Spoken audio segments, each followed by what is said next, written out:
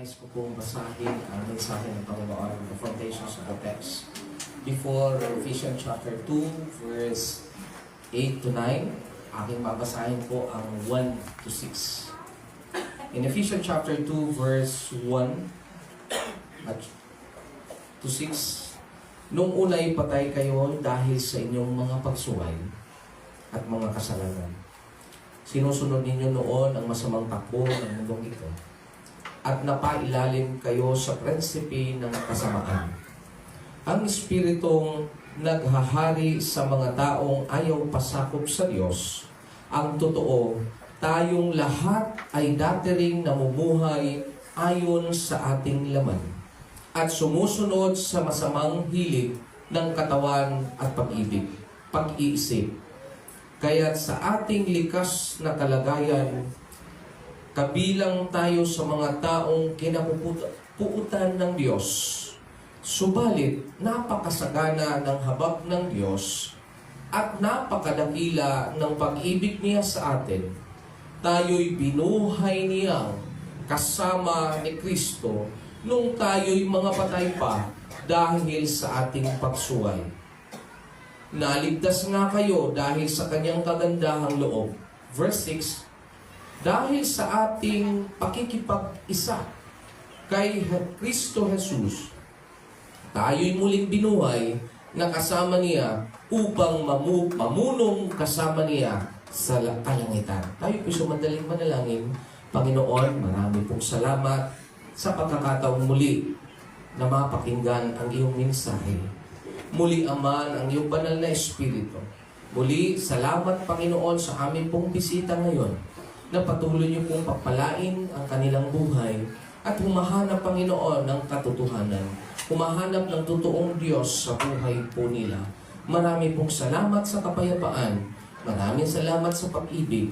Maraming salamat sa kaligtasan. At muli, Panginoon, salamat sa iyong regalo sa araw na ito. Ito po ang aming dalangin sa pangalan ni Jesus. Amen. Ayan. Aking pong pangunahan, wala mo lang magsasalita kasi nakikinig po kayo sa ating record. Kasi nung nire-review ko po yung ating live, always po ako, may time ako sa devotion time. Kasi ini-edit, ako na rin nag-e-edit. Noong kung mapupunta po kayo sa YouTube, ptr.buboynas, yung mga messages po natin, dina-download po natin doon sa YouTube. Para naman doon sa ating po mga manonood, mga YouTuber. So mayroon na tayong si Pastor, ayan yan, yung word na yan. Ano po ninyo sa YouTube lang para po sa ating mga bisita. May bago po ako nakikita ngayon. Then, yan po, mayroon tayong 816, hindi ko alam kung 816 na subscriber. Then sa ating pong FB page na Buboynas din, pwede rin po ninyong i-follow. Meron na po tayong 5.2 thousand na follower. Pero limited lang ang ating friend pala, ay 5,000 lang sa Facebook. Tama po mga kapatid. And then malaking bagay din po yan, pero hindi naman bonus na lang po na magka-monetize po tayo. Ang mahalaga na i-share ang salita ng Panginoon. Tumanggap man sa hindi, malaking bagay po yan na tayo po ay binigyan ng kahalagahan ng Panginoon sa buhay na ito, ay maikalat po natin yung mensahe ng Panginoon. At sa ating pong pag-uwi ngayon sa ating pong mga kanya-kanyang tahanan, nawa ay hindi magsilbing napakinggan lang po natin ang mensahe ng Panginoon. At iyan po ang pinakamaganda, ipamuhay po natin. Una-muna, kung tayo ay na-bless ngayon, pag-benefited po yan, hindi lamang para sa atin, kundi sa buong pamilya. Sino mang ang nasa kasama mo sa tahanan, ay patuloy na pagpapalain ng ating Panginoon. So mamaya magpaparapol na ako ng cellphone. Okay. So, welcome po sa ating bisita ngayon. Although hindi bisita po ito, ang ating pong mga kasama from Punta. Ano po, palapakan mo natin sila. Ayan, salamat po sa inyong pagtugon at hopefully makakasama po natin sa as a team, sa ating pong tinatawag na ministeryo na church planting. Salamat po sa Panginoon. At kung marami pang ipagkakaloob ng Panginoon, mas marami pang ma-put up ng mga churches sa bawat bayan. Hindi yung nag-improve ang bayan, marami pong mga tinatawag nating nag-level up ang bayan, mga bayan, ang daming sabungan. Nakita niyo po ba? Pagka umi-improve na ang mga bayan, ang laki ng sabungan. Makikita ninyo, ang daming mga naka-parking. Pero pag sa church, mahal na araw lang yata at saka may mga prosesyon para kagaya kahapon, si Pastor nagising ng alas 5, nag-alarm dahil sa gawain natin. Then nakauwi si Pastor, gusto ko nang magpahinga pero may prosesyon. So i-respect natin sila. Hindi ako pwede pumasok kung dito, mahaba kasi hindi, naglakad na lang tayo mula doon kay Brother John. Sabi ko, tigil na lang. Pero kompleto pa rin ang pamasahe. Di ba? Kasi sa kanila yon. Siyempre, ang sabi ko, hulugan 5. Pero, ako na nag-usap, maglakad na lang ako kasi ang haba ng prosesyon, mga kapatid. So, yun po yung kadahilanan kung bakit itinuturo po natin what is the truth. At kinakailangan natin, bago tayo mamatay mga kapatid, dapat maintindihan po natin ano ba ang gusto ng Panginoon sa buhay ng bawat isa po sa atin. At salamat din po sa atin po mga bisita ngayon. Ang kangina po kasi po, ganun po kami ng mga ministro, pag may bago, tinatanong po natin, kumusta po siya? And then, ang balita po kay Kuya Rinier ay kapartner, kasama mong kapartner. Anong name? Angel. Oh, ang ganda ng magmukhang kasi ang kabaliktaran ng Angel, daw? Welcome sa iyo, Angel, ha? At yan, patuloy na. Ang ganda po ng pangalan. At welcome po sa ng Panginoon, bahay-sambahan. At nawa, maging isa po kami na maging ehemplo na kayo din po ay masumpungan na, ay, ang sarap pala doon sa hulugan, parang langit. Hindi yung pag-uwi mo ng bahay, ano ba naman yung hulugan, parang impyerno. Diba? Sana naman ay maging kami po ay kagaya mo rin na angel. Okay? Salamat po. So, Ate Tricia, salamat din sa iyong background, ha? Ayan. I-concentrate natin. Bakit ko po ito napili yung The Gift of God? No karaan na mensahe ni Pastor pagka ni-review natin, yung itinanim ay yung aanihin. Ang second message ni Pastor, kung natatandaan ninyo? Ha? Wala na natatandaan. Ha? Mas maganda kung nag-jet down, wala akong nakita dito mahilig mag-jet down, no? Kaya ang bibilis ng natin, no? Pangatlong Sunday, ano yung natatandaan ninyo? Sister Helen, nag-jet down yata eh. Ano nga yung second Sunday? A grateful heart. Last week of, last Sunday? Nakarang Sunday. Third Sunday? Ayan. So, ngayon, the gift of God. Hindi lamang po ito para sa mga iniligtas na. Ngayon po para sa ating mga bisita, si Nanay Evelyn, si Angel, yung mga hindi pa totally tumanggap sa Panginoon through baptism. So, kinakailangan nga rin din na maintindihan ito at i-explain ni Pastor ng mababaw para po na maintindihan sa tulong ng Banal na Espiritu sa inyo po. Ganon din po itong sa mga tumanggap na gift of God, huwag na po kayong maingay. Sometimes kasi pag alam na po natin yung mensahe, nagbubulong-bulungan na lang po tayo, hindi po tayo nakakonsentrate doon kasi ang inisip natin, alam po na yan. Okay. Anong acrostic noon? Akap. Alam ko na yan. Akal. Okay. Ang gusto natin puntuhan mga kapatid, kung alam ko na yan, how to maintain? Kung natanggap ko na ang regalo ng Panginoon na napakahalaga, paano ko mini-maintain araw-araw? Unahin ko muna yung tinatawag na niligtas na ng Panginoon. Kumusta ang maintenance? Parang sa mga high blood. Pag hindi mo natitake yung maintenance, ano nangyayari sa ating dugo? Parang nanginginig ako ng isang araw na naman. Hindi ko naman natake yung aking kasi kumain kami ng bulalo. Kaso lang, habang kumakain kami, meron namang sumasakit ang kalooban. Alam niyo mga kapatid, vice versa lang po yan. Kinakailangan po natin na kapag tayo ay niligtas ng Panginoon, dapat ang nagiging mindset natin is positivity. It is a blessing. Hindi pwede nating alisin natin yung inggit. Kasi, sa oras na yon, sa kanya yon. Sa sunod naman ng mga araw, salamat Panginoon, ako na naman sa sunod. Magsisipag lang ako. Alam niyo mga kapatid, para mas realidad po ito, kapag gawain sa Panginoon si Pastor Buboy, yan yung best na binibigay ng Panginoon na tayo nagsaserve. Kung gusto natin the best na blessing sa Panginoon, sabi niya, ibigay mo ang best para sa Kanya. Alam mo, madaling araw, nag-alarm ako kasi mayroong gawain. Kaya nga sabi ko nga, magdadrive ako.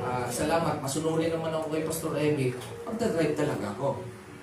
Then, maaga pa lang, yan, inihanda ko na, andun pa sa Calderon. Yung, ano tawag nito?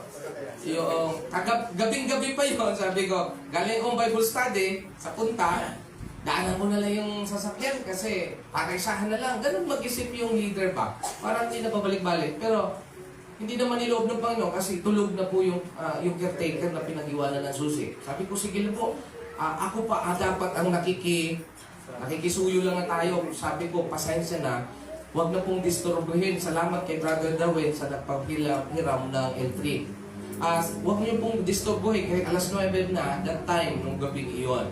So, naiintindihan po natin yun. So, pero habang po ako nag-antay sa waiting shed, may dalawang mag-ina po doon na sabi ko, Nay, ito po kayo natutulog sa waiting shed? Ayaw ko kung nakakaan po kayo si Ate Ma'am Chinchin yata. Nakikita niyo po yung mag-ina doon, matangkad yung lalaki at yung babae, si nanay, kumakain doon. Sabi ko, Nay, dito kayo natatay. Hindi. Dito lang kami nagpapalipas ng kasi sa bahay daw mainit. Doon lang sila sa waiting shed, sa harapan ng Felipe Calderon. Sabi ko na, dahil po ba? Mas ano po pala rito, presko. Doon siya kumakain, sabi, akala ko po na nagtitinda po kayo. So habang nagpakilala po ako sa kanya, ako po ay pastor, para hindi naman, para komportable siya na tingin na tingin sa akin, sino kaya ito? Baka yung pusa ko kunin. Baka yung siyempre, ganun ang ating ngayong kaisipan ngayon, kung sino yung hindi mo kilala na tumabi sa'yo, makikiupo po ako dito sa waiting shed. Automatic na nagsabi ako, Nay, pastor po ako, at mayroon po akong inaantay dito si Kuya Darwin, ang caretaker. Tama? Caretaker. Ha? Edwin. Ang caretaker ng Felipe Calderon. Kasi mayroon po akong pupunin po. So, malinaw sa kanya kung ano po ang iyong asya. Hindi yung tinginan lang ngayon, tapos nangangiti ka. Tapos mamaya itakbo mo na yan. Kasi nakikita ko siya, mahal na mahal niya yung pusa. Nalala ko si Ate Chinchin, yung aso niya. Biglang itakbo. So, what does it mean mga kapatid? Na kinakailangan malinaw kung ano po ang iyong sapakay, malinaw kung ano yung sadya mo doon sa bagay niya. At sa bawat isa po sa atin mga kapatid, malinaw kung anong sadya ng ating Panginoong Hesukristo sa lupang ito. At ang kwento mga kapatid, bago po ito, Ephesians chapter 2, lagi po ninyo itong basahin dahil ang history po nito, nasulat ni Apostol Pablo sa mga taga-Efeso na i-call attention ang mga Hudyo, ang mga Hintil, na mga naging Kristiyano na sila. And then dahil sa kanilang pagka-Kristiyano, inuulit ko naman, ay may mga ugali sila na hindi pa nila makukuha yung mga makasalibutang mga ugali. Yung pagbibiro, medyo joke lang pero double meaning. May mga tradisyon na mga belief pa sila, na mga kultura pa sila, yung dugo, yung pag-aalay sa mga hindi nakikita. So tinuwid ito ni Apostol Pablo ibinalik ang kalagayan nila kung paano sila niligtas ng Panginoon. Ito po yung background ng Ephesians chapter 2. Dapat malinaw po sa atin na if you have studied the Bible, kinakailangan yung history niyan kung para kanino ba yung Ephesians chapter 2. Din ngayon, yung kausap niya, yung mga niligtas na. And then gusto i-emphasize ni Apostol Pablo, hey, ikaw ay niligtas na ng Panginoon, dapat hindi ka na bumalik sa pagkakasala. Dapat hindi na tayo mamuhay sa kasalanan. Bakit? Kung mamuhay pa tayo sa pagkakasala, walang saysay ang regalo ng ating Panginoon na ang sabi doon ay buhay na walang hanggan. Walang saysay ang kamatayan at pagkabuhay na maguli ng ating Panginoon doon sa cross. Kayo po mga kapatid, pag niregaluhan kayo ng pinaka-paborito niyong regalo, ibibigay niyo po ba sa inyong kaibigan? Yung ibinigay sa inyong regalo? Sa pool, paborito mo, relo, niregaluhan ka, ibibigay mo ba sa ano mo? Hindi, iingatan mo siya. Pinapahalagahan mo siya. Bakit? Sa lahat ng mga kaibigan mo, kakaiba, at hindi mo ine-expect, niregaluhan ka ng iyong kaibigan o mahal sa buhay, mga kapatid. Lalo tingin sa ating Panginoong Hesukristo. Kung bakit ang Panginoon, sabi ni Apostol Pablo, for by grace you have been saved. Ang sabi diyan sa Tagalog, sapagkat dahil sa kagandahang loob ng Diyos, kayo ay naligtas sa pamagitan ng pananampalataya. Di ba yung binasa ko yung 1 to 6, 7, na dati makasalanan, dati walang pag-asa, kagaya po sa atin. Kaya pinapakiusap ni pastor at lahat ng mga ngangaral na huwag na po nating hayaan pa pabalik-balik tayo na nagkakasala araw-araw. In 1 John chapter 3, verse 9, nasabi niya, ang nakipag-isa kay Kristo ay kailanman ay hindi na pinapangarap na magkasala. Ang sabi kanina, malinaw kanina mga kapatid, sa Bible study, na kapag ikaw na ay kay Kristo, hindi na ang kaisipan mo ay magkasala. Kasi once na ganun lagi ang pag-iisip natin, bukas magkakasala ko. Hindi totoong pinanghawakan natin ang regalo ng Panginoon sa buhay po natin. Matakot tayo sa Panginoon at makonsensya tayo sa Panginoon. Imagine po niyo sa tagal na ng panahon, namatay, nabuhay ang Panginoon, at ngayon ang ginagawa ng Panginoon in John chapter 14, pinaghahandaan tayo ng pinakamagandang lugar. Kung niregaluhan ka ngayon ng anuman mga bagay dito sa mundong ito, in 50 years, malaki ng 50 years kung hindi masisira. Even sa relationship, yeah. Hindi natin stable na kayo magtatagal. May kanta-kanta, I found the one for... Pero sikat ganyan eh, yung... Hindi, may isa pa eh, yung if I ever fall in love again. Yes. If I ever fall in love again. Ay, background mo tayo dyan, anak. Ano mo nga? Yung, ang sabi doon sa kanta na yon, gusto ko pasariwain yung aking unang pagmamahal.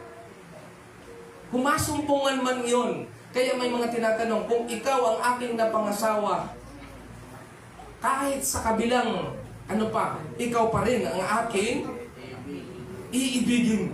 Tingnan mo ka, Padre Lawrence, si Sister Ruby.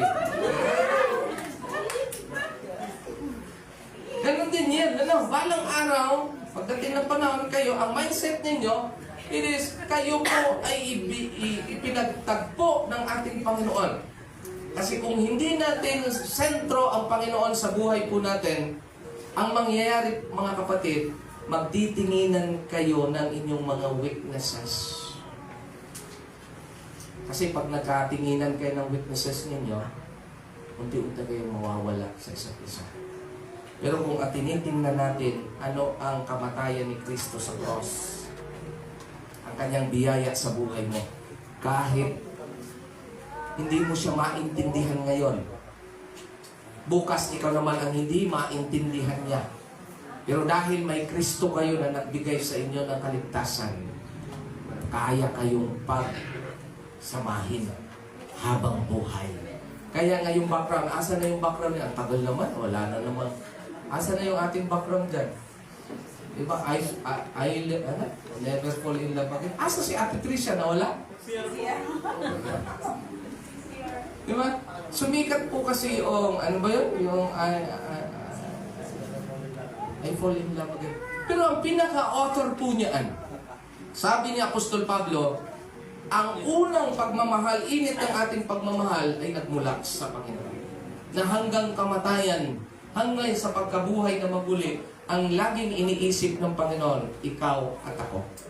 Kaya ang sabi niya, bago pumunta sa langit, kayo na mga tagasunod ko, humayo kayo, gawin ninyo silang tagasunod ko. At ang sabi doon, bautismuhan niyo sila sa pangalan ng Ama, ng Anak, ng Espiritu Santo. Ano ang pangako ng Panginoon? Ako'y isa sa iyo hanggang sa katapusan. Amen din mga kapatid. Ipapakat po natin ang kanya. Ephesians chapter 2, 8, 9, yung grace, faith, and word, magmamanifest po yan. Unang-una, wala tayong karapatan na makatanggap sana ng kaligtasan. Dahil makasalanan tayo. Dahil sa biyaya, yung grace, dahil sa awa, ang Ama nag-initiate na niya para ibigay sa atin ang ating Panginoong Hesukristo. Dahil sa biyaya, ibalik po yung grace kanina. Ayan.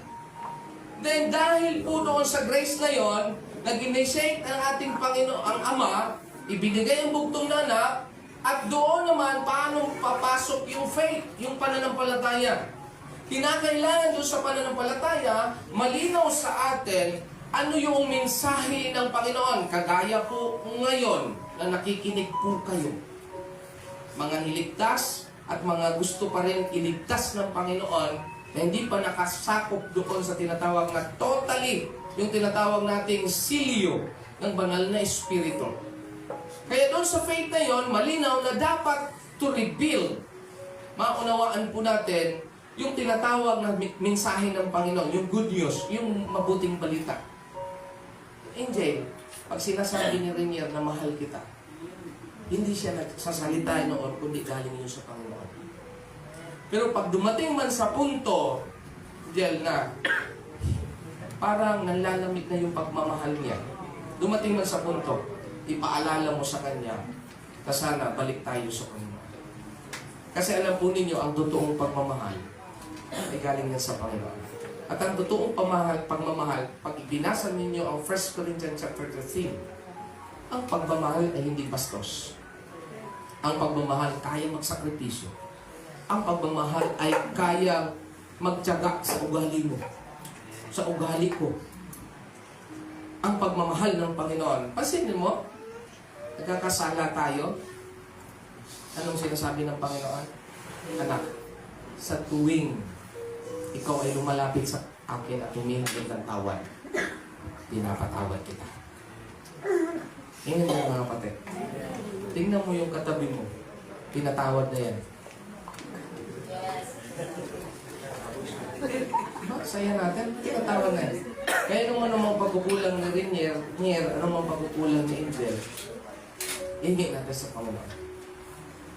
Kaya nga sa akin sa counseling, sa mga ikinakasal ko ng December, sabi ko, kapag hinahanap natin yung kakulangan sa ating kapwa minamahal, mafe-failure tayo.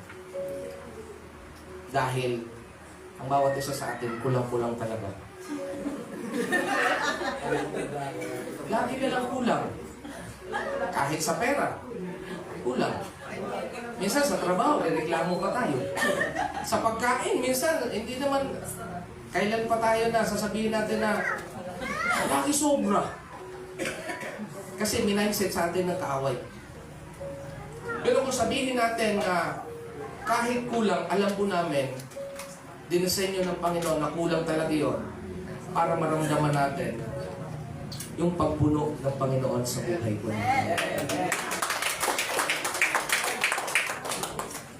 Kaya huwag mong hanapin sa Kanya yung kulang-kulang. Hanapin natin sa Panginoon. Kasi pag unang nahanap natin ng Panginoon, kaya lahat punuan. Ano man ang pagkukulang natin.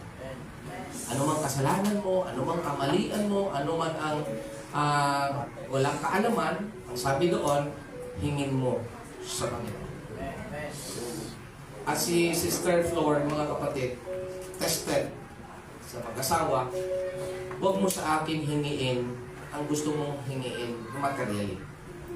Hingiin mo sa Panginoon.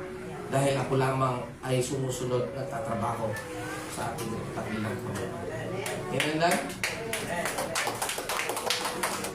Kasi pag hiningi mo sa akin, at ipapangako ko, ibibigay ko sa iyo pati bituin at buwan.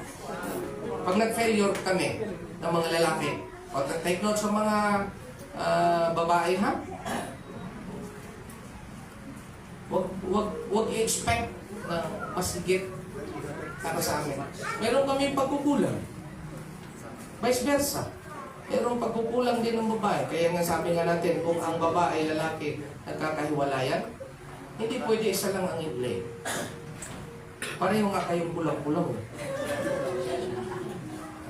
Ang una, mga kapatid, hanapin nyo ang pagpuno ni Kristo sa buhay. Amen. Palakpakan natin ang Panginoon. Kaya kung gusto natin na laging mapanatili natin yung regalo ng ating Panginoon sa buhay ko natin. Ang sabi doon sa second, preach the word. I-share ang salita ng Panginoon. Bakit si Apostol Pablo, na siya mayaman, matalino, maraming alam, iniwan niya yun. Preach the word. Asa ba si Ate Teresa? Okay lang si Ate Teresa, may gamot ako rito. Okay. So, mahalaga po ito mga kapatid, kung gusto natin mabago ang buhay ng bawat isa po sa atin, hindi lamang, may mga nakikinig. Kung gusto natin ng masayang buhay, maligayang pagsasama ng pamilya, i-share natin ang salita ng Panginoon. Kasi lahat ng gusto natin, lahat ng instruction, nandyan po sa salita ng Panginoon. Huwag nating basa-basahin yung mga comics or ano pa man yung mga bagay na, lalo na iba, ang mga bata, bantayan po natin, mahilig sila sa horror. So, ano mangyayari sa kanila? Minsan napapanagilipan. Mahilig sa mga, kagaya po, bantayan po natin itong February 14. Anong araw po February 14? Friday. Sa Friday na po yan. Marami naman ang marirecruit ni Satanas. Sana hindi tayo magpa-recruit, mga kapatid. Bakit? Ang totoong pagmamahal nag-aantay na ikakasal. Tandaan po ninyo ito, mga kapatid. Hindi yung tipong biglang liko. May sale doon. Magkano na ngayon? Diyan, may nakikita ko dyan sa XA. 1/3. Ano yan? Papasok ka doon. Ang ganda ng mga dekorasyon. 1/3. Ano ba yan? Sino ba nasa EPSA dito? Ang mga promo-promo nila. Papasok ka doon, nakamotor ka doon, tapos sasara agad. Wala nang tanungan. Bakit ko po ini-reveal ito? This is a truth. Na kinakailangan, baka tayo rin ma-influence, mga kapatid, na akala lang natin, okay lang yun kasi wala namang nakakita. Wala naman si nanay, wala naman si kuya, wala naman si kapatid. Pero lagi niyo pong tatandaan, hindi kailanman tayo makakaiwas sa Panginoon. Hindi tayo makakatago sa Panginoon. Then, lagi mong tatandaan yan. Papayagan ka ng Panginoon kasi choice natin yan eh. Choice natin yan. Pero anak, yung bunga ng iyong gagawin, yung consequence, hindi po pwedeng wag ko na lang buhayin sa mga babae pagka umano na, anong tawag nito? Lumobo na. Sasabihin natin, huwag na lang natin ilabas to.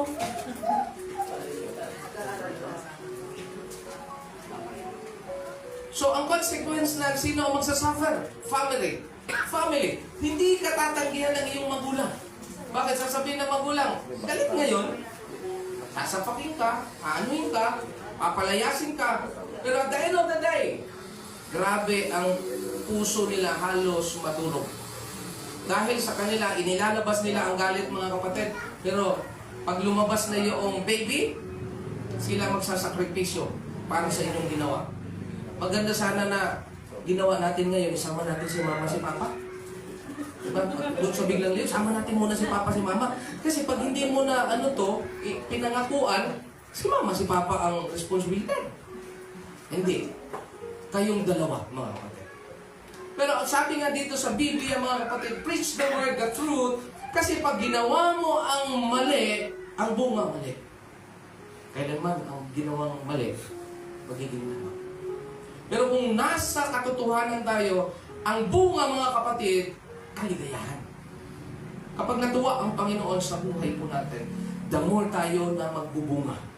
Kung ikaw man ay nagtatrabaho, magiging faithful ka sa trabaho mo, ipopromote ka ng Panginoon sa iyong trabaho. Kung ikaw man ay mag-asawa, ipopromote kayo dalawa. Dati nasa barong-barong kayo, sa susunod, nasa condominium na kayo. Amen dan mga kapatid, pinapakan natin ito.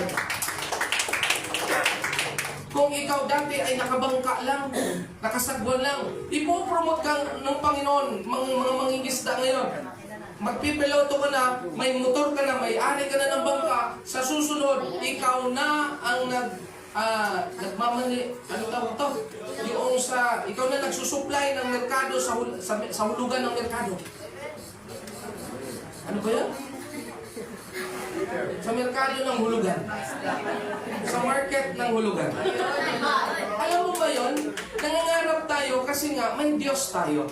Ang kulang lang sa atin, mga kapatid, kinakailangan ingatan lang natin ang katotohanan mula sa Panginoon kasi ang katotohanan, yan nagbibigay sa atin ng kalayaan sa lahat ng pagkakataon.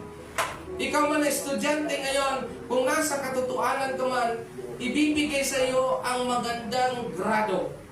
Ibibigay sa iyo ang magandang tinatawag na linya ng iyong pagtatrabaho.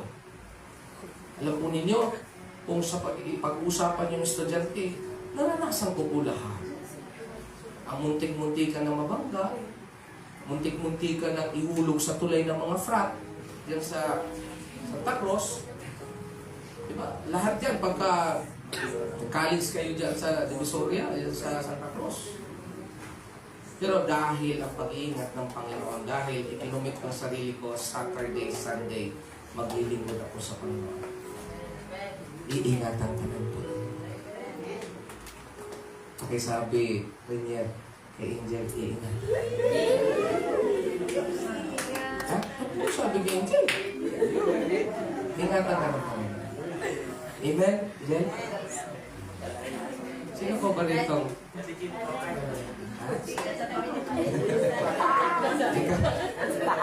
Ika, may unresolved pa ito, ha? Ipag-pray pa natin. Ipag-pray natin si brother dyan. May ano pa to. Okay na kayo? Iingatan ka. Asan ngayon? Asan ba? Pero alam po ninyo, lilipas din yan. Ang mahalaga, ibantay ka lang. Ano ka man ngayon, hindi man tayo magkasundo ngayon, itulog lang muna natin, pero kinabukasan, ipag-pray natin, babalik at babalik. Second thing, mga kapatid, kung i-share natin ang salita ng Panginoon, blessed are those who hear the word of God and obey. Kinakailangan, narinig natin, i-share natin, kinakailangan sa buhay natin, ipapamuhay natin. Kasi baliwala yung magaling ka magsalita kung hindi nagiging modelo ka doon ng salita. Tandaan po ninyo mga magulang, kahit anong advice natin maganda sa kanila, pag hindi natin ginagawa sa mga anak, baliwala. Kami rin, na mga anak, sa susunod ng mga henerasyon, kung hindi kami magiging aware sa aming ginagawa, sa salita ng Panginoon, baliwala. Kaya hindi tayo lalago sa ating bilang kasi pag hindi nakitaan sa atin yung application. Amen din mga kapatid. Hindi na kailangan ng application. Okay. Dito po makita po natin sa sunod, the steps that lead to salvation are uncompromising. Ito po yung bagay na yung mga kapatid, binigay tayo ng regalo, yung sa pakikinig sa ating mga bisita, ngayon din sa mga niligtas ng Panginoon, ito rin ang gagawin natin. Sabi sa Mark 16:15-16, and He said to them, go into the world and preach the gospel to every creature. He who believes and is baptized will be saved, but he who does not believe will be condemned. Doon sa aking Bible study, ay pinaliwanag ko ito. Hindi po pwede ipaghiwalay natin ang baptisan. Ang pananampalataya, nanampalataya tayo sa Panginoon to prove na kilalanin natin kung ano ang Panginoon sa buhay po natin. Ano ba ang nangyari kay Jesus Christ? At anong dahilan kung bakit namatay at nabuhay si Jesus Christ? Pag napakinggan na po natin yon, second thing, na unawaan natin, understand, then pinapaniwalaan natin na totoo pala yung nangyari na yon. At fourth thing, tayo ay magsisi na tayo pala ay makasalanan. Napakahalaga po ito. Nahingi natin ng tawad sa Panginoon. And then ang sabi rito, kung nahingi natin ng tawad yon, ito yung obedience sa ating faith. Ang sumasampalataya at mabautismuhan ay maliligtas.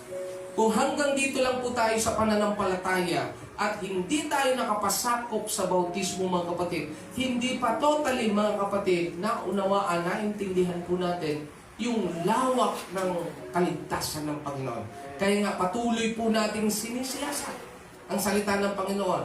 Kaya nga po natin binabible study, inaaral natin o sa bahay po binabasa po natin ang salita ng Panginoon dahil ang banal na Espiritu ang magsishare sa atin, magunawa sa atin na tayo ay dapat mabautismuhan.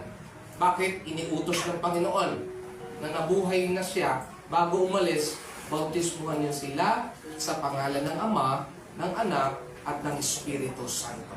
At ang pangako ng Panginoon ay naroon ako hanggang sa katapusan. At sa Acts 2:38, sabi doon, ano po ang aming mga gagawin dahil sinermonan ni Pedro ang mga taong makasalanan, ano pong dapat namin gawin para maligtas?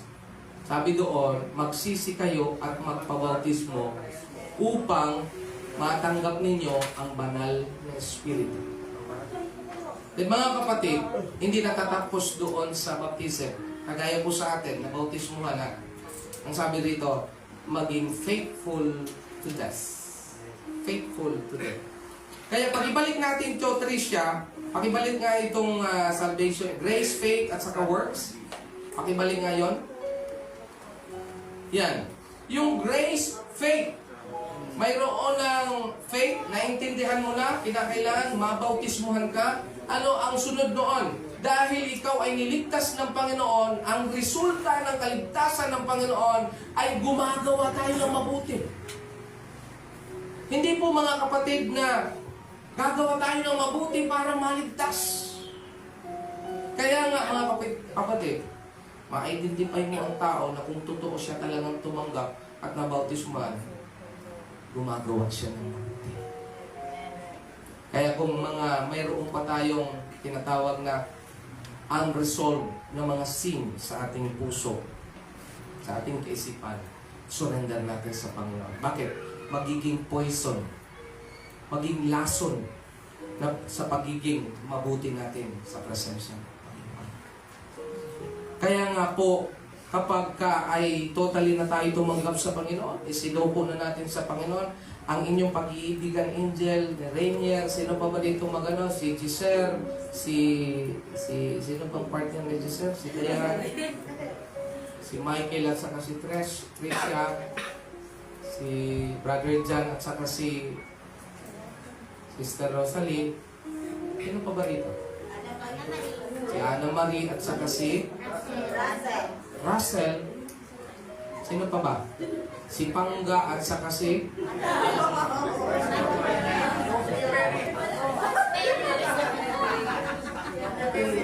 Lord na bahala, no? Di ba? Sabi, mag-antay-antay, huwag magmamadali.